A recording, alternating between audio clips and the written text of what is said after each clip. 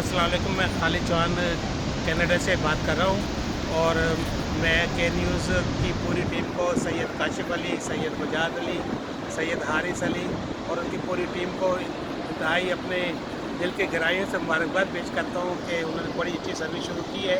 हम यहाँ पर आएँ तो हम थोड़ा सा आपको व्यू भी दिखा देते हैं नियाग्रा फॉल, जो कि दुनिया का एक पॉपुलर तरीन टूरिस्ट प्लेस है। तो यहाँ पे सारी दुनिया के सयाह आते हैं, तो आपको मौका मिले तो आप भी ज़रूर तशरीफ़ ले आइए चलो और किसी आप किस्म की देखो। हेल्प की ज़रूरत हो तो मुझे कांटेक्ट कीजिए, तो हम आपको जो है ना पूरी सपोर्ट करेंगे। और प्लीज़ देखते रहिए के न्यूज़। इश्क। All the best. Thank you.